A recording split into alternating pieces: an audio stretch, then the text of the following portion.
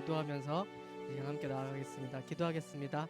아버지 감사합니다. 아버지 또 한 주 동안 지켜주심에 아버지 감사합니다. 아버지 이 시간 아버지 또 나와서 주님께 또 이렇게 또 예배 드리는 것은 또 주님의 또 복인 줄로 믿습니다.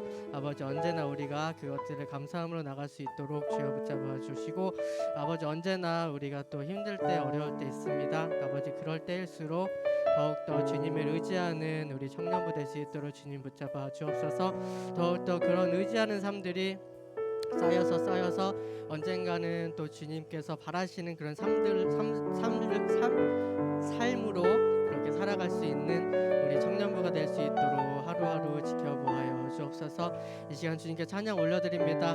감사함으로 찬양 드리게 하시고 아버지 또 이 시간 주님께 찬양할 때 우리 마음 열고 목소리 열어서 입술 열어서 또 기도하는 마음으로 그렇게 찬양하는 이 시간 될 수 있도록 주여 붙잡아 주옵소서. 모든 영광 하나님께 올립니다. 예수님의 이름으로 기도드렸습니다. 아멘.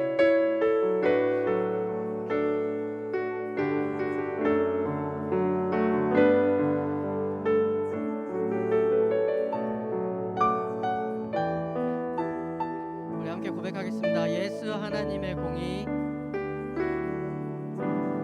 예수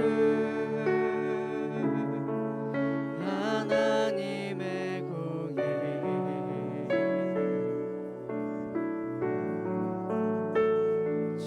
주독생자 그의 나라 임하시네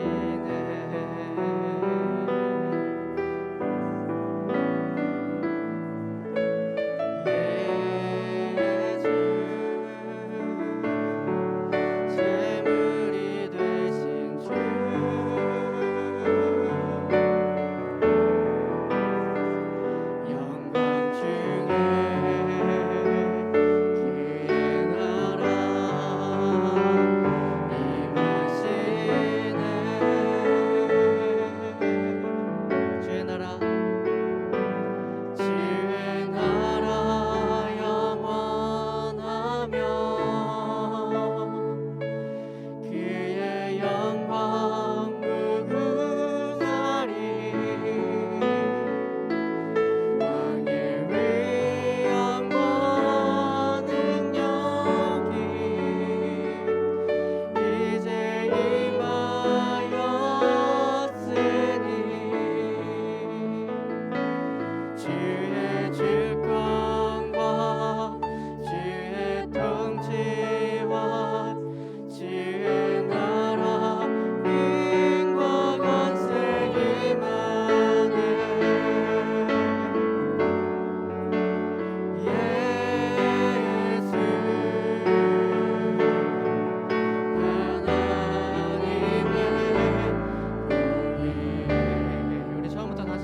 예수 하나님의 사랑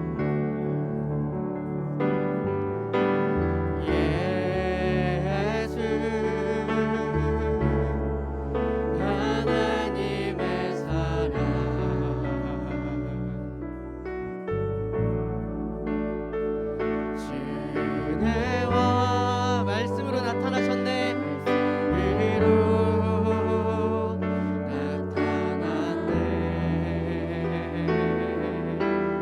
Yeah.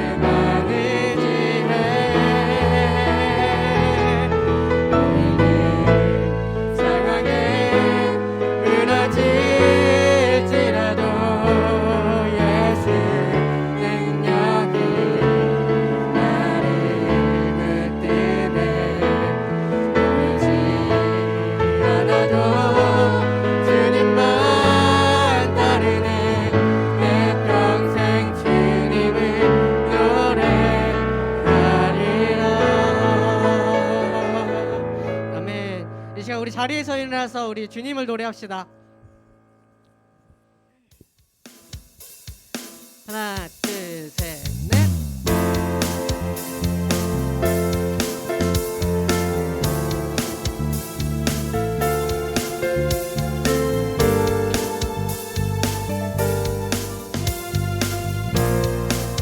우리 모여 노래하며 우리 모여 노래하며 예수 이름 부르세 어제 같은 슬픔 잊고 오늘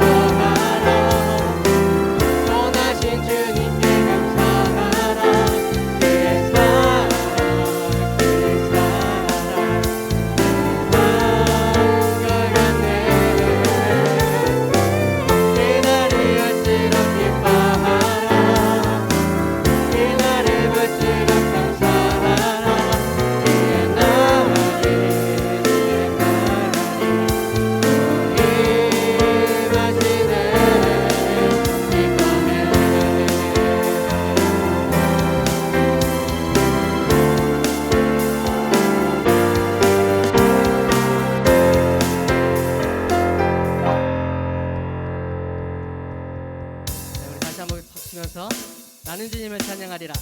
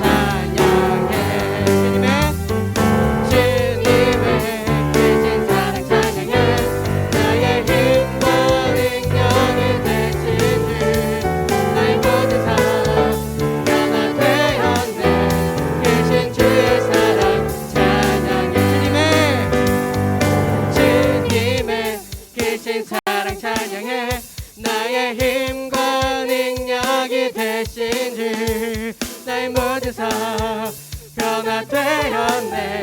크신 주의 사랑. 자, 주님의 크신 사랑 마지막으로 주님의 크신 사랑 찬양해. 나의 힘과 능력이 되신 주 나의 모든 삶 변화되었네.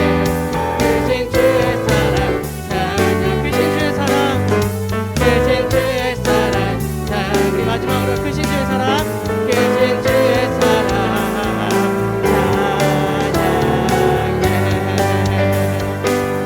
아멘. 우리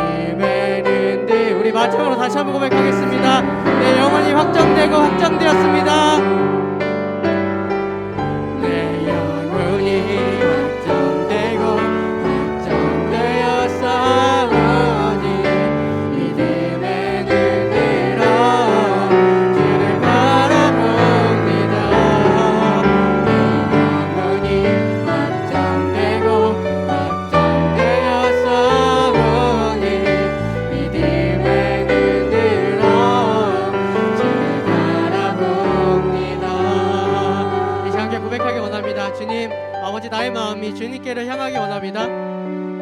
언제나 아버지 이 세상에서는 아버지 내가 작아지고 내가 또 못나 보일지라도 주님께서는 항상 나를 아버지 지켜봐 주시고 언제나 주님께로만 오라는 아버지 그런 주님의 눈빛과 주님의 말씀 은혜 아버지 더욱더 아버지 우리가 그것들을 따라갈 수 있는 우리 청년들 될 수 있도록 주여 붙잡아 주옵소서. 더욱더 이 시간 주님을 바라보기 원합니다. 우리의 마음들이 주님께로 확정되기 원합니다. 주님께서 나를 인치셨듯이 나도 주님을 따라가는 아버지 그런 우리가 될 수 있도록 주여 붙잡아 주옵소서. 내 삶이 아버지 내비게이션이 되시고 온전히 아버지 나를 인도하시는 그 주님을 우리가 잘 따라갈 수 있도록 주여 붙잡아 주옵소서. 더욱더 아버지 그 주님을 믿고 따라가는 우리 청년들 되기 원합니다. 아버지 시간 또 말씀 전하시는 우리 선영지 목사님 주님 함께 하시고 온전히 준비하신 말씀 잘 전할 수 있도록 주여 붙잡아 주옵소서. 더욱더 아버지 그 말씀을 인하여서 우리가 또 인도받고 또 그 말씀 따라 살아가는 우리 청년들 될 수 있도록 주여 붙잡아 주옵소서. 이 시간 주여 한번 우리 통성으로 기도하겠습니다. 주여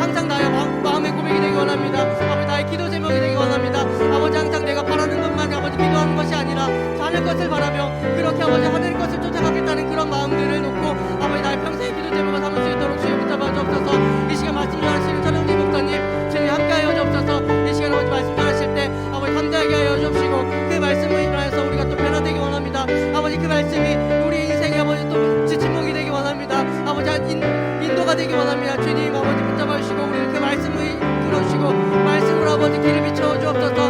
우리가 아버지 말씀을 붙잡고 가기 원합니다. 아버지 이 험난한 길, 이 어려운 길 언제나 아버지 우리가 아버지 말씀을 붙잡고 아버지 그렇게 나가기 원합니다. 주님 붙잡아 주옵소서. 이 시간 아버지 주님 말씀 들을 때 우리가 아버지 또 아버지 또 들을 기회 열어주시고 온전히 아버지 그 말씀을 인하여서 우리가 또 순종하는 삶 살 수 있도록 주여 붙잡아 주시고 역사하여 주옵소서. 이 시간 말씀을 듣습니다. 주님 함께하여 주시고 아버지 그 말씀 들려 주옵소서. 모든 영광 하나님께 올립니다. 예수님의 이름으로 기도드렸습니다. 아멘.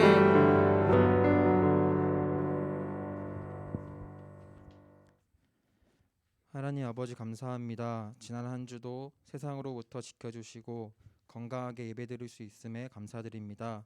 하나님, 세상은 여전히 코로나 바이러스로 혼란스럽고 악한 것들이 당연시 여겨집니다.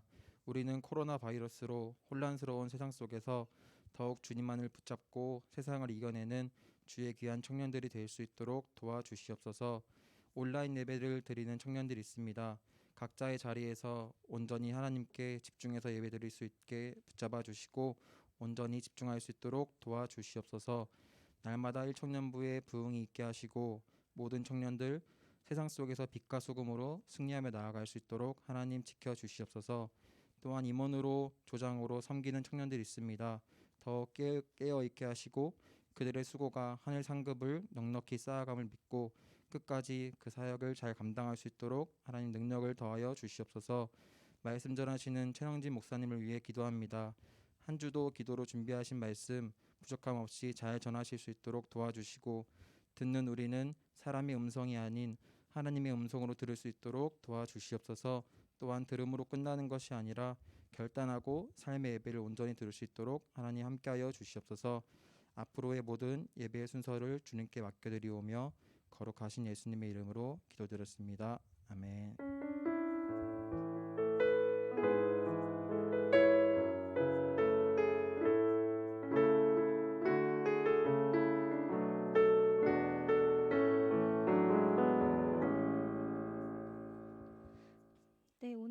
읽을 말씀 스바냐 3장 17절 말씀입니다.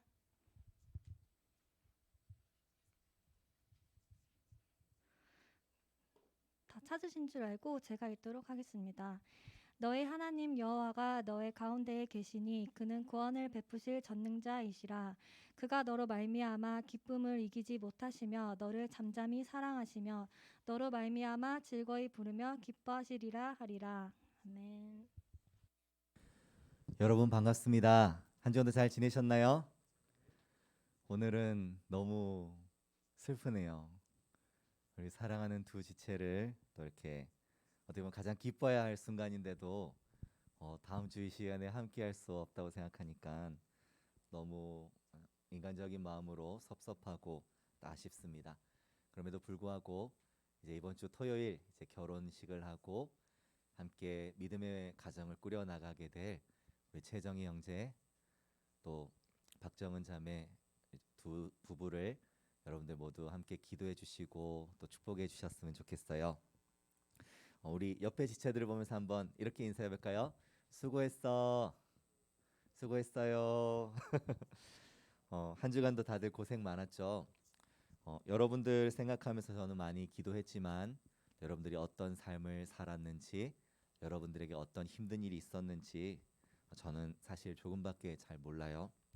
하지만 하나님께서 여러분들의 눈물과 또 땀과 수고를 모두 보시고 기뻐하신 줄 믿습니다. 그 주님을 바라보시면서 여러분들 실망하지 말고 낙심하지 말고 끝까지 힘을 내어서 믿음의 경주를 잘 달려나가시기를 바라요.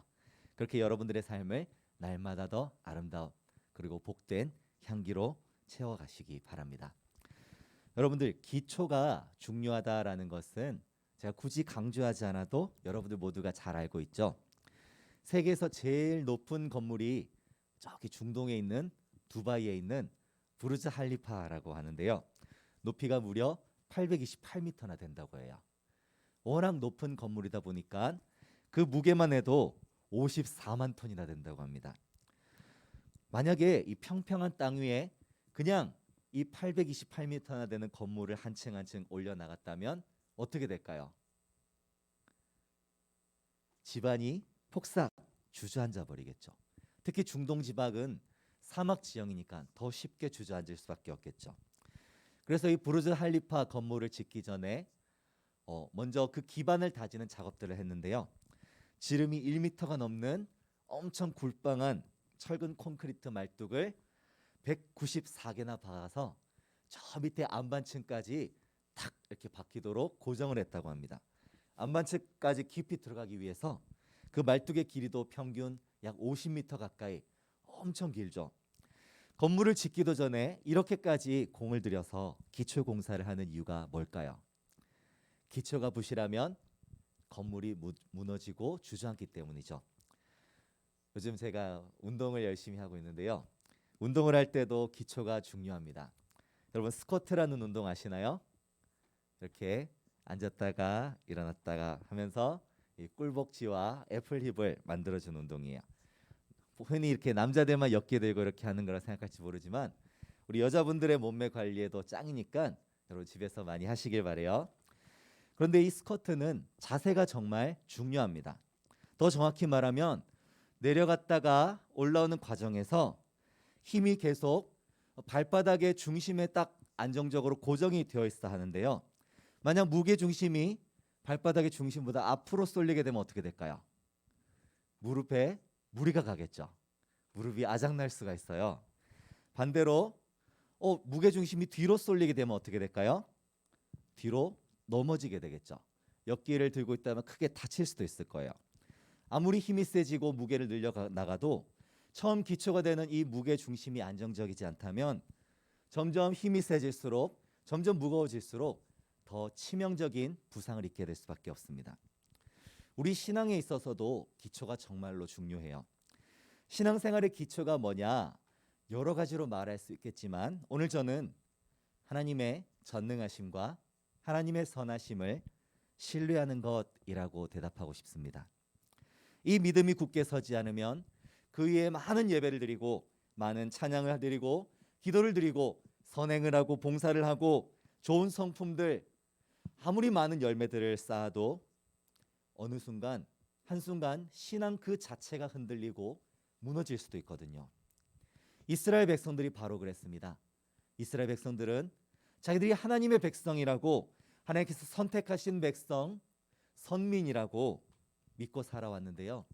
조금 전에 우리 자매님이 함께 읽어주신 스바냐 말씀에서 그 구절 앞에를 읽어보면 계속해서 하나님의 심판을 받고 나라가 멸망할 것이라는 예언을 하고 있습니다. 그 예언을 들었을 때 이스라엘 백성들은 수많은 종교 생활을 해왔음에도 불구하고 우리가 하나님께 버림받았다는, 하나님의 전능하심과 선하심을 우리가 더 이상 신뢰할 수 없다라는 그 두려움으로 와르르 무너질 수밖에 없었습니다. 종교 개혁자로 유명한 마르틴 루터도 그랬어요.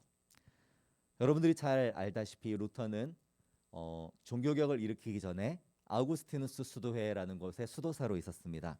정말 신실한 수도사였고, 또 동시에 그는 비텐베르크 대학의 철학과 수사학을 가르치는 교수였습니다. 그러나 한 점 하나님 앞에서 부끄러움이 없기 위해서 계속해서 죄로 싸우며 금식과 고행과 금욕 생활을 하면서 자신을 채찍질하면서 끊임없이 하나님 앞에 경건하게 살려고 노력했습니다. 끊임없이 자신을 혹사시켰습니다. 그러면서 대학에서도 인기 많고 유능한 스타 강사였습니다. 그러나 그 시절에 그에게 하나님은 어떤 분이셨을까요? 그에게 하나님은 선하고 자비롭고 인자한 사랑의 하나님이 아니었습니다. 많이 노력했지만 여전히 나는 죄에서 벗어날 수가 없고, 하나님은 나의 죄를 징계하실 것이고, 하나님은 나의 죄를 기뻐하지 않으실 것이고 나에게 벌을 내리실 것이라는 공포의 하나님이었습니다. 그에게 남은 것은 연옥의 심판만이 나에게 남아있구나. 천주교는 당시에도 그렇고 지금도 그렇고 그 교리에서 연옥이라는 것이 있습니다. 그래서 성도가 죽으면 천국에 바로 가는 것이 아니라 연옥에서 남은 죄값을 치르고 나서 완전하게 거룩하게 돼서 천국에 간다고 가르쳐요. 면죄부도 유명하죠. 그 연옥에 있는 기간을 돈을 내면 줄여준다고 그렇게 사기를 친 거죠. 루터는 분명 훌륭하고 모범적인 종교인이었지만 그의 마음에 하나님이 선하신 분이라는 그 믿음이 흔들렸을 때에 그의 색깔은 밝고 환한 생명의 색깔이 아니라 죄책감과 고통의 어두운 색깔로 칠해질 수밖에 없었습니다. 이때 필요한 것은 또 다른 열심들을 더하고 내가 이것을 더해볼까? 이걸 더하면 하나님이 기뻐하실까? 그런 게 아니죠. 다시 전능하시고 선하신 하나님을 만나야죠. 루터가 오직 의인은 그 믿음으로 말미암아 살리라라는 로마서 1장 17절의 말씀을 읽고 충격을 받았을 때 그는 드디어 무서운 하나님, 심판과 형벌의 하나님에서 벗어나서 십자가에서 자기 생명을 주셨고 오래 참으심과 긍휼과 사랑으로 우리의 연약함을, 우리의 죄를 끊임없이 용서해 주시며 자비를 베풀어 주시는 사랑의 하나님을 만나게 되었습니다. 이처럼 하나님의 전능하심과 선하심을 경험하고 나서 그의 인생은 완전히 바뀌게 되었습니다. 그는 절대 흔들리거나 꺾이지 않는 굳건한 믿음과 담대함을 가지고 종교개혁이라는 엄청난 사명을 감당해내는 위대한 투사가 되었습니다. 저는 오늘 여러분들과 함께 이 성경에 나오는 인물들의 내 이야기를 통해서 그들이 하나님의 전능하심과 선하심을 어떻게 경험했는가라는 것을 소개하고자 해요. 함께 말씀을 들으면서 이 자리에 있는 여러분들, 그리고 온라인으로 예배드리는 여러분 모두의 마음에도 하나님의 전능하심과 선하심을 다시 한번 고백하게 되는 귀한 시간이 되기를 원합니다. 어떠한 풍랑과 어떠한 바람에도 흔들리지 않는 단단한 신앙의 기초가 되길 바라요. 첫 번째 이야기는 아담과 하와의 이야기입니다. 아담과 하와는 우리가 경험한 것과는 비교도 안 되게 하나님의 전능하심과 선하심을 너무나 직접적으로 경험한 사람들이었죠. 하나님께서 에덴 동산에 온갖 좋은 선물들을 만들어 두시고 이거 다 너희를 위해서 만든 거야. 이것을 누리며 살아가렴. 이라고 축복해 주셨잖아요. 그러나 아담과 하와는 하나님의 전능하심과 선하심을 온전히 신뢰하지 못했습니다. 그렇게 믿는데 실패했습니다. 어느 날 뱀이 와서 유혹했어요. 창세기 3장 1절에 보니까 먼저 하나님이 참으로 너희에게 동산 모든 나무의 열매를 먹지 말라 하시더냐. 말도 안 되는 이야기를 합니다. 하와도 너무 황당하니까 뭔 소리야? 다 먹으라고 했는데? 다는 아니구나. 동산 중앙에 있는 나무만 빼고 다 먹으라고 하셨어. 이렇게 대답합니다. 뱀은 갑자기 왜 이렇게 멍청한 질문을 했을까요? 그건 바로 하와의 마음에 하나님의 선하심에 대한 확신을 흔들어 놓으려고 한 것입니다. 지금까지 하와는 하나님께서 나에게 가장 좋은 것을 주고 계시다는 사실을 조금도 의심해 본 적이 없었습니다. 그런데 뱀은 하나님이 좋은 것을 하나도 안 주셨다는 말도 안 되는 이야기를 하면서 하나님이 선하시지 않을 수도 있구나라는 가능성을 열어두고 사고의 전환, 사고의 확장이 일어나게 한 것입니다. 하와는 뱀의 말에 반박을 하면서도 정말 생각해 보니까 하나님이 나한테 다 주신 건 아니네. 그러게 저건 왜 안 주셨을까? 말하고 보니까 궁금하네. 한번 하와의 마음에 의심의 씨앗을 심은 뱀은 4절에서 너희가 결코 죽지 아니하리라라고 하나님의 말씀을 정면으로 반박을 합니다. 하나님께서 선악과를 먹으면 정령 죽으리라고 하셨는데 하나님의 말씀대로 되지 않을 거라고, 하나님의 전능하심을 하나님의 말씀대로 이루실 것을 정면으로 부정한 것이죠. 뿐만 아니라 5절에서 너희가 그것을 먹으면 눈이 밝아져서 선악을 알게 되어서 하나님처럼 될 거야. 그래서 하나님이 너희에게 못 먹게 하는 거야. 제가 그 자리에 있었으면 당장 혓바닥을 뽑고 뱀술을 담가 먹었을 텐데, 하나님이 그러실 분이었다면 애초에 아담과 하와에게 왜 온갖 좋은 것들을 선물로 주셨겠어요? 왜 하나님의 형상을 닮게 하시고 왜 하나님의 지혜와 권세를 주셔서 그들에게 모든 만물을 다스리게 하셨을까요? 그런데도 뱀은 하나님을 마치 시기와 질투로 가득 차서 사람이 내 권위에 도전할까 두려워서 견제하는 삼류 건달처럼 묘사하면서 하나님과 사람의 사이를 이간질했습니다. 어느새 하와의 마음에는 하나님의 전능하심과 하나님의 선하심에 대한 믿음이 점점 희미해져 갔고, 하나님이 정말 이걸 먹으면 나를 죽이실까? 하나님은 정말 나에게 나쁜 의도를 가지고 이것을 만들어 놓으신 걸까? 결국 하나님의 뜻을 정면으로 거슬러서 선악과를 먹고 말았습니다. 얼마나 안타까운 일입니까? 하나님의 선하심을, 하나님의 완전하심을, 하나님의 전능하심을 계속해서 고백하며 그렇게 살았다면 정말로 행복하게, 정말로 아름답게, 의미 있게 살 수 있었을 텐데, 뱀의 유혹에 빠져서 하나님의 전능하심과 선하심을 의심하고 부정하게 된 이들의 결말은 자유가 아니라 죽음이었습니다. 행복이란 뜻의 에덴 동산에서 쫓겨나서 영원히 불행당하고 고통받는 것이 그들의 운명이 되고 말았습니다. 두 번째 이야기는 아브라함의 이야기입니다. 아브라함은 여러분들이 알다시피 믿음의 조상이라고 불릴 만큼 하나님을 정말 신실하게 섬기는 사람이었습니다. 하지만 그도 때로는 하나님의 선하심을 의심하기도 했어요. 아브라함이 75세 때 하나님의 약속을 믿고 고향을 떠나서 가나안으로 가서 약 10년 정도를 살아갑니다. 그런데 하나님께서 처음에 내가 너로 큰 민족을 이루게 하겠고 내 이름을 창대하게 하겠다라고 약속을 하셨거든요. 그런데 10년이 지나도 아이가 생기지 않는 겁니다. 큰 민족이 생기기는커녕 이거 대가 끊길 판이죠. 그래서 아브라함은 나이 85세가 되었을 때에 애굽 출신의 여종인 하갈이라는 여자를 첩으로 들여서 아들을 낳았습니다. 그 아들이 바로 이스마엘입니다. 아브라함은 분명 가족들에게 또 이웃들에게, 종들에게 하나님은 선하시다고, 하나님은 전능하시다고 말하고 다녔을 겁니다. 변함없이 찬양도 하고 제사도 드리면서 그렇게 10년 넘게 가나안에서 살았을 것입니다. 하지만 지금 당장 그의 가정에 아이가 생기지 않는다는 그 개별적인 삶의 문제 앞에서 그의 믿음은 흔들려 버리고 말았습니다.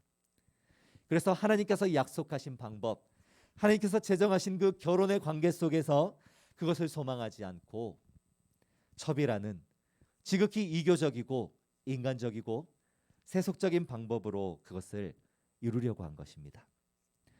어쩌면 아브라함이 이렇게 한 것은 개인적인 욕망을 위해서가 아니라 하나님을 위한 열심이었을지도 모르겠어요. 그렇게라도 해서 아이가 생겨야 그래 하나님의 약속이 이 아이를 통해서 이루어지겠지, 하나님께서 약속을 반드시 이루는 분이라는 그 프라이드를 지켜드릴 수 있을 거야 라고 생각했을지도 모릅니다. 하지만 하나님께서는 이것을 결코 기뻐하지 않으셨습니다. 이렇게 행동하는 아브라함의 마음에 하나님께서 약속하신 것을 못 지킬 수도 있다라는, 하나님이 전능하시지 않을 수도 있다는, 하나님이 약속하신 것을 지키지 못할 수도 있다는 그 불신앙, 하나님의 전능하심과 선하심을 온전히 믿지 못하는 그 의심이 그의 마음속에 자리 잡고 있음을 간파하셨기 때문입니다. 85세에 이스마엘을 낳고요. 86세에 이스마엘을 낳고요. 무려 13년 동안이나 하나님께서는 아브라함을 찾아가시지 않습니다. 그렇게 친밀했던 관계가 13년이나 불편한 침묵의 관계가 되어버린 거예요. 그리고 13년이 지나서 아브라함이 99세가 되었을 때 하나님께서 아브라함을 찾아가십니다. 하나님께서 찾아가셔서 뭐라고 말씀하셨을까요? 야, 너 정말 오랜만이다. 나 안 보고 싶었어? 그런 말씀이 아니라 나는 전능한 하나님이다. 너는 제발 내 앞에서 행하여 완전하라. 창세기 17장 1절에서 나는 전능한 하나님이다. 너는 내 앞에서 행하여 완전하라라는 그 말씀으로 그 13년의 침묵을 깨뜨리고 그에게 말씀하셨습니다. 아브라함이 하나님을 믿지 못하고 인간적인 방법을 썼던 것, 아브라함이 하나님의 선하심과 하나님의 전능하심을 신뢰하지 못했던 게 얼마나 마음이 아프셨으면 이렇게 말씀하셨을까요? 그리고 아브라함에게 계속해서 할례의 언약을 주십니다. 여러분, 할례가 뭐예요? 포경수술, 남자들이 극혐하는 그것. 전 세계에서 유대인들과 우리 한국인들만 한다는, 신약시대 분명히 폐기되고 없어졌는데 세례로 대체됐는데 유독 한국에서만 이 근거 없는 유사의학으로 또 비뇨기과를 먹여 살리는 의학적인 폭력. 제가 너무 흥분을 했네요. 릴렉스.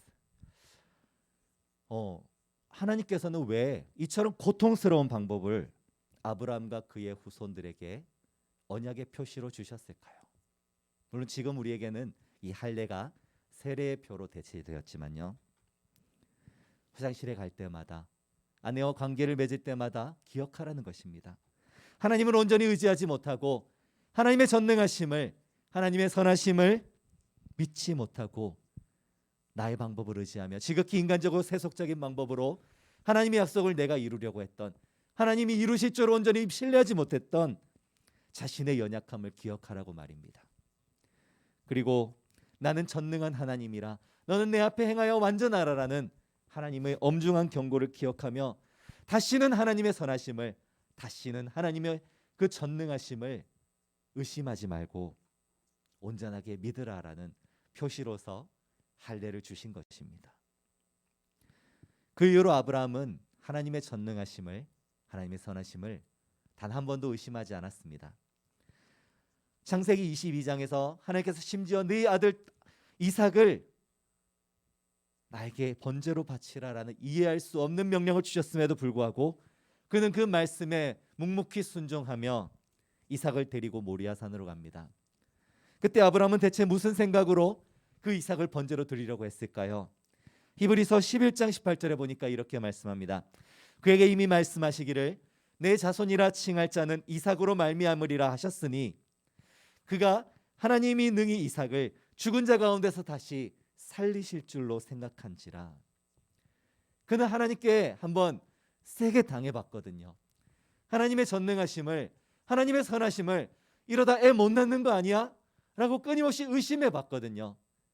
그 결과 하나님은 그것을 가장 미워하신다는 것을 알고 그는 하나님께서 이삭을 통해서 내 대를 이어가겠다고, 이삭을 통해서 언약을 이루어 가시겠다고 약속하셨으니 하나님은 전능하시고 하나님은 선하시니 지금 비록 내가 이해할 수 없는 명령을 주시더라도, 하나님이 죽은 자 가운데서 그를 살리시는 불가능한 일을 행하시더라도 반드시 하나님의 전능하심을, 하나님의 신실하심을 보여주실 것이다라는 확고한 믿음이 있었기 때문이죠.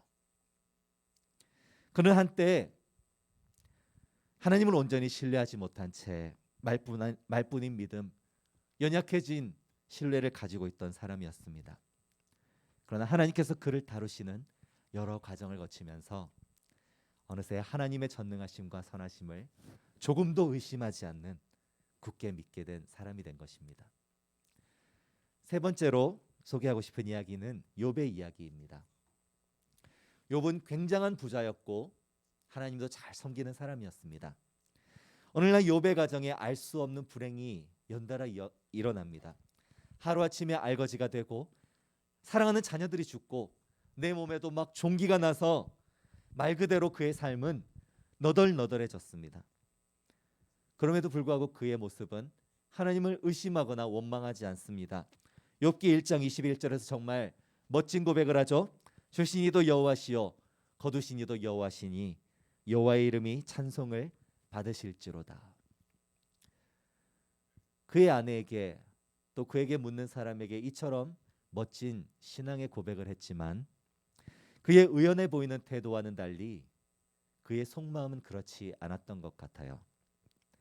멀리서 찾아온 세 친구들 함께 앉아서 재앙과 고통 그리고 근심 속에서 7일 동안 묵묵히 앉아서 있다가 불현듯 그의 마음속 가장 깊은 속에 꽁꽁 감추어져 있던 상처가 드러나기 시작합니다. 욥기 3장부터 31장까지 욥이 가장 신뢰하고 사랑하는 친구들에게 쏟아낸 말들은 그의 마음이 얼마나 분노와 원망, 억울함, 한탄, 울분, 그의 마음속 깊은 상처들로 얼룩져 있었는지를 적나라하게 보여줍니다. 나중에는 막 하나님을 원망하고요, 하나님이 자기를 미워하신다 그러고요, 내가 하나님께 지금까지 못한 게 도대체 뭐가 있냐고 울부짖기도 합니다. 아까 주시니도 여호와시요 그 고백과 너무나 달라서 충격적이죠. 새 친구는 깜짝 놀라서 욥을 설득하려고 합니다. 하나님께서 다시 너를 회복시키실 거다. 왜 그런 못된 생각을 하냐? 네가 선한 척 하나님을 경외했지만 사실 우리 모두는 하나님 앞에 죄인이 아니냐? 그래서 하나님이 징계하시는 거다. 너 자꾸 그럴래? 네가 뭘 안다고, 하나님에 대해서 뭘 안다고 자꾸 그런 불경한 소리를 하느냐? 신학적으로 옳고 너무나도 정당한 위로의 말들을 건넵니다. 친구들은 사랑하는 욥의 입에서 점점 더 거칠고 못된 말이 나오는 것에 당황하며 하나님의 전능하심과 선하심을 열심히 설명했고 설득하려 했지만 환난 중에 있는 욥에게는 전혀 와닿지 않았습니다. 하나님은 그런 욥을 책망하셨을까요? 놀랍게도 하나님께서는 욥을 전혀 책망하지 않으셨습니다. 오히려 욥의 친구들, 구구절절 신학적으로 옳은 말들만 했던 그의 친구들을 향해서 너희가 나에 대해서 말한 것이 욥의 말과 같이 옳지 않구나라고 책망하셨습니다. 그리고 고통 속에 몸부림쳤던 욥의 입장을 이해하고 공감해 주셨습니다. 그리고 욥에게 이전보다 갑절의 복을 내려 주셨습니다. 욥의 충격적인 모습은 아무리 믿음이 좋아 보이는 사람이라도, 절대 흔들리지 않을 것 같은 사람이라도 극심한 고통과 환난 속에서 얼마든지 하나님의 전능하심과 선하심에 대한 확신이 흔들릴 수 있다는 사실을 우리에게 보여줍니다. 여러분들이라고 해서 다르지 않겠죠. 하나님께서는 우리가 시험을 당하며 환난을 당하는 가운데서도 믿음을 지키고 인내하며 그것을 통해 오히려 하나님을 영화롭게 하기를 분명 기대하십니다. 하지만 우리는 얼마나 연약한지요. 우리의 믿음과 소망은 상황의 환경에 얼마나 쉽게 흔들리고 꺾이고 영향을 받는지요. 그렇기에 욥기는 더욱 우리에게 큰 위로가 됩니다. 우리의 구원자 예수 그리스도께서는 우리의 연약함을 아시고 부족한 믿음을 격려해 주시며 우리 대신 십자가를 지시고 많이 힘들지? 내가 십자가를 지고 너의 짐까지 지고 먼저 갈 테니까 마음껏 울고 천천히 따라오렴 말씀하시며 앞서가시는 따뜻한 하나님이시랍니다. 환난 속에서 하나님을 그 전능하심과 선하심에 대한 믿음이 송두리째 흔들렸던 욥처럼 우리 사랑하는 청년부 지체들도 그렇지 않기를 정말 바라지만 앞으로 살면서 어려움과 고통을 많이 겪게 될 거예요. 그 과정에서 혹시나 하나님을 원망하고 믿음이 흔들릴 때도 분명히 있을 겁니다. 하지만 욥이 그 과정을 통해서 오히려 위대하시며 따뜻하신 하나님을 경험하고 그 믿음이 더욱 견고해진 것처럼 하나님께서 여러분들의 삶을 그렇게 빚어가실 줄을 또한 확신합니다. 마지막 네 번째 이야기는 오늘 본문인 스바냐 이야기입니다. 스바냐는 요시야 왕 때에 활동했던 선지자인데요. 거의 유다 왕국이 멸망하기 직전의 시기입니다. 요시야 왕의 아들 때에 나라가 멸망하죠. 비록 요시야 왕은 신실하게 개혁을 추진했던 선한 왕이었지만 유다 왕국은 이미 뿌리부터 썩어서 더 이상 회복할 수 없는 지경에 놓여 있었습니다. 선지자로서 그가 할 수 있는 말은 그래도 희망이 있습니다. 우리가 회개합시다. 하나님께서 우리를 다시 회복시키실 겁니다. 그 말을 너무나 하고 싶었겠지만 곧 유다가 멸망할 것입니다. 하나님의 심판을 받게 될 것입니다. 정말 듣는 사람도 싫어하고 말하는 자신도 괴로울 뿐인 말이었습니다. 내가 사랑하는 이 나라, 이 공동체가 꿈도 희망도 없다는 하나님의 말씀을 대언하며 이 스바냐의 마음은 얼마나 찢어졌을까요? 그런데 전능하신 하나님, 신실하신 아버지께서는 이스라엘을 완전히 버리신 게 아니었습니다. 절망만 가득 찬 것처럼 보였던 그 말씀의 끝에 스바냐는 장차 이스라엘의 남은 자들에게 하나님의 회복을 경험하며 하나님을 경외하게 될 그날이 올 것이다 라는 말씀, 그리고 그때 하나님께서는 그들을 괴롭히며 그들을 징벌하는 데 쓰였던 이방 나라들을 오히려 심판하실 것이며 그들을 구원해 주실 것이라는 그 희망의 메시지를 받게 되었습니다. 얼마나 기뻤을까요? 그래서 오늘 본문 스바냐 3장 17절에서는 하나님께서 말씀하십니다. 너의 하나님 여호와가 너의 가운데에 계시니 그는 구원을 베푸실 전능자이시라. 그가 너로 기쁨을 이기지 못하시며 너를 잠잠히 사랑하시며 너로 말미암아 즐거이 부르며 기뻐하시리라. 하나님께서 전능하시며 하나님께서 너를 사랑하신다고, 하나님께서 너를 생각하시며 기뻐하신다고 잠잠히 사랑의 노래를 부를 때에 스바냐는, 그리고 이 예언을 듣고 있는 유다인들은 더 이상 고통스럽지 않았습니다. 물론 유다의 멸망은 여전히 코앞에 예정되어 있습니다. 앞으로 많은 환난과 고통의 시기를 몇십 년, 몇백 년이나 보내야 합니다. 그러나 그들은 이 노래를 부르며 하나님의 선하심을, 하나님의 전능하심을 붙잡고 정말 길고 긴 그 고통의 터널을 통과하면서도 모든 서름과 아픔을 이겨내고 천국의 복된 길을 걷게 될 힘을 얻었습니다. 이 노래는 유다인들만의 노래가 아니라 박해받는 신약 시대 모든 성도들의 노래이기도 했고, 또 이 시대를 살아가며 여러분의 삶의 현장에서 힘겹고 외롭게 신앙을 지켜낼 여러분들이 부를 노래이기도 합니다. 사랑하는 형제 자매님들, 오늘 우리는 성경에 나오는 여러 사람들의 이야기를 통해서 하나님의 전능하심과 선하심을 함께 살펴보았습니다. 아담과 하와의 이야기를 통해서 하나님의 전능하심과 선하심을 의심한 결과는 불순종과 죄가 싹트는 것이었으며 모든 불행과 죽음의 원인이 되었음을 우리가 함께 보았습니다. 또 아브라함의 이야기를 통해서 아브라함조차도 말로는 하나님의 전능하심을, 하나님의 선하심을 고백하면서도 정작 그의 삶의 현장에서는, 살아가는 방식에 있어서는 그렇지 못한 연약함도 있었음을 우리가 보았습니다. 하나님께서는 13년간의 침묵을 통해서 얼마나 섭섭하셨는지를 표현하셨고, 할례를 통해서 이것을 몸에 새겨서 다시는 의심하지 못하도록 하셨습니다. 또 욥은 어땠습니까? 극심한 환난과 고통 속에서 더 이상 이를 게 없는 사람의 그 울분과 원망을 토해내며 하나님의 전능하심과 선하심을 부정하려 했지만 하나님은 그를 꼭 안아주시며 여전히 그를 사랑하셨고 오히려 그를 향하여 비난하는 친구들을 책망하셨습니다. 그가 극심한 의심과 공포 속에서도 이만큼이나 믿음을 잘 지켜냈구나 칭찬해 주셨습니다. 마지막 스바냐 선지자는 앞으로 하나님을 원망하게 될 수많은 일들, 나라의 멸망과 민족의 고통을 예언하면서도 하나님의 전능하심과 선하심을 노래하는 아름다운 희망을 남겨서 이 노래를 부르며 형제 자매들이 길고 긴 고통의 터널을 견뎌내며 여전히 하나님을 예배하는 자들로 서 있을 수 있도록 하였습니다. 이제 사랑하는 여러분들이 여러분들의 삶의 종이와 믿음의 펜으로 전능하시고 선하신 하나님을 경험한 이야기를 써내려갈 차례입니다. 여러분들은 어떤 길을 걸으며 어떤 이야기들을 만들고 싶으세요? 그 길을 가기 전에 오늘 이야기들을 기억하며 하나님의 전능하심을, 하나님의 선하심을 굳게 신뢰하며 여러분들의 믿음의 기초로 삼으셨으면 좋겠습니다. 이 시간 오늘 본문을 노래로 만든 찬양이 있는데요.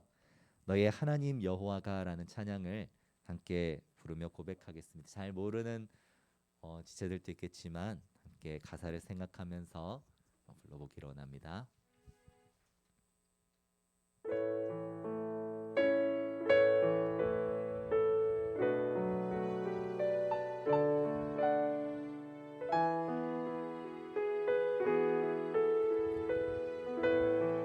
너의 하나님 여호와가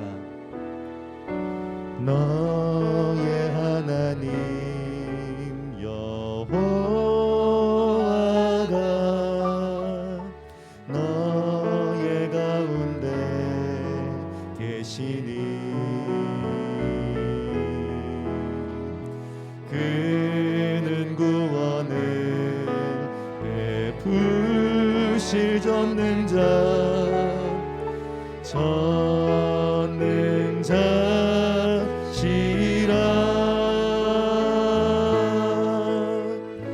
그가 너로 인하여 기쁨을 이기지 못하시며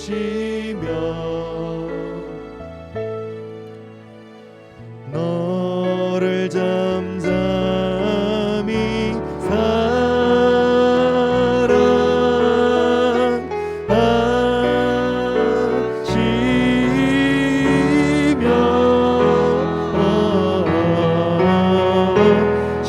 즐거이 부르며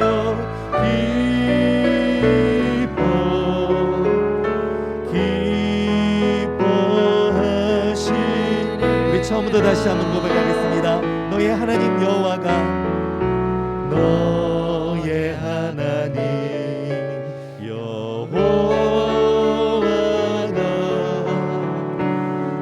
너의 가운데 계시니 그는 구원을 베푸실 전능자 전능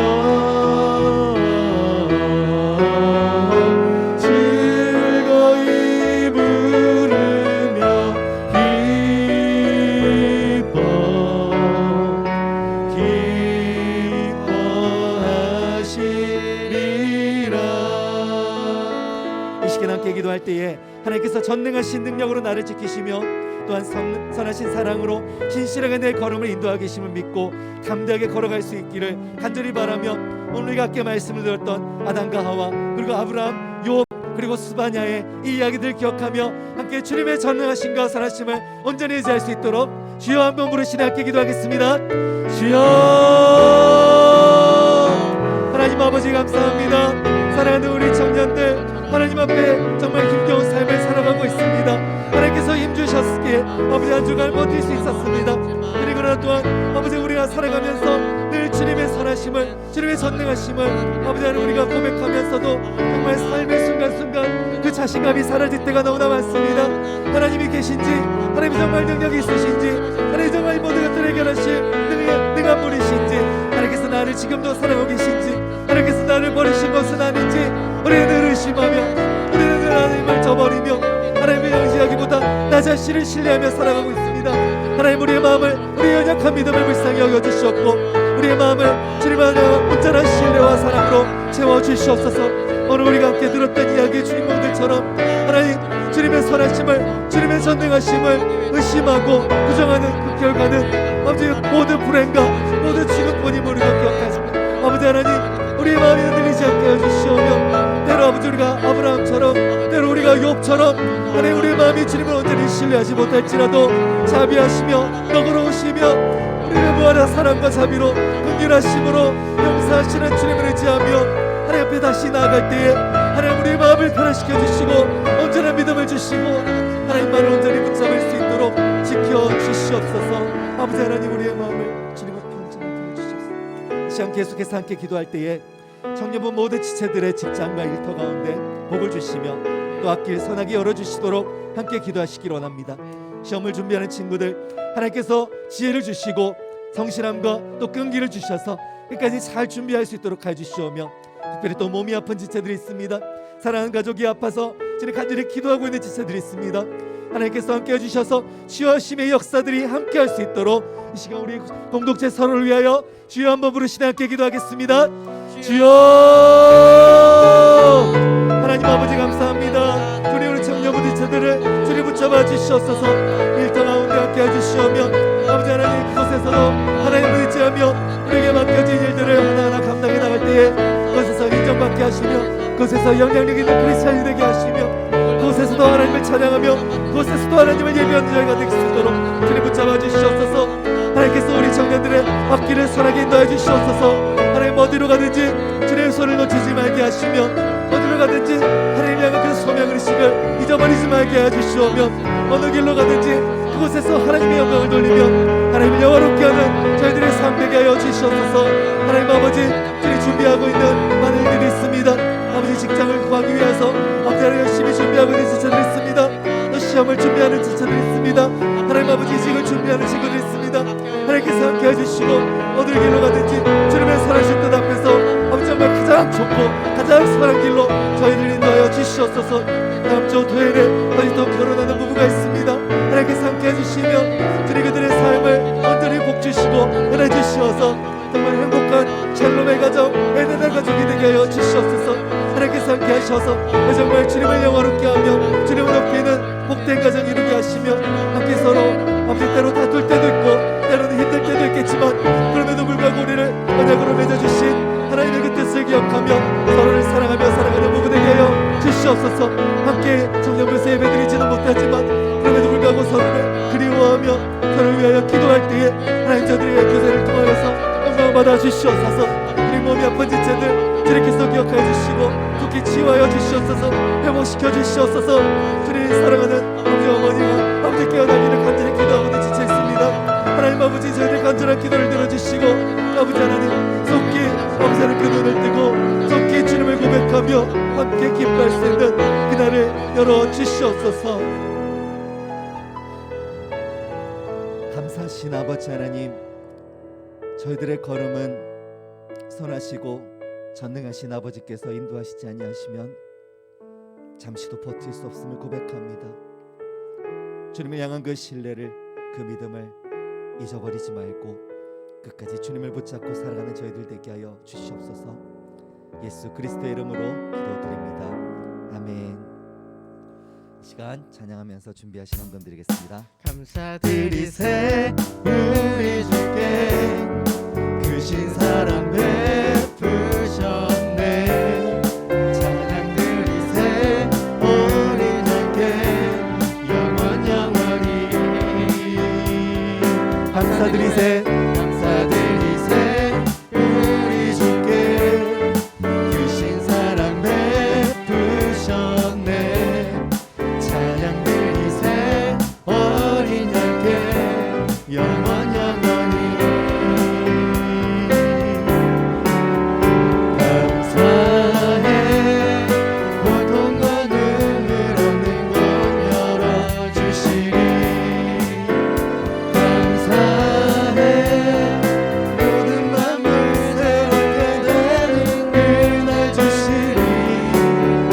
그날에 열방과 모든 민족들이 찬양하리.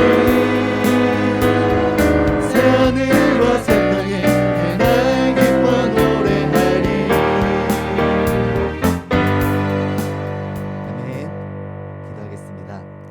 하나님 아버지, 주님 앞에 부족하지만 저희의 마음을 담아서 이 헌금을 드립니다.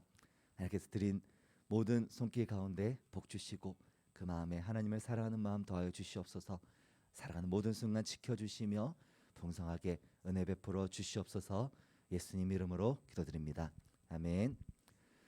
이제는 우리 주 예수 그리스도의 은혜와 하나님의 크신 사랑과 성령의 교통하심이 이 자리에 함께 예배하며 하나님의 선하심과 전능하심을 마음속 깊이 새기며 살아가기를 결단하는 우리 모든 청년들의 머리 위에 이제로부터 영원토록 함께 있을지어다.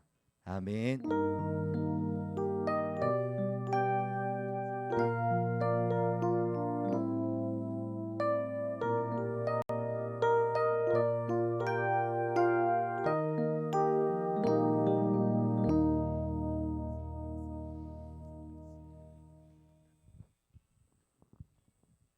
네, 오늘도 예배 나오신 청년 여러분 모두 주님의 이름으로 환영합니다.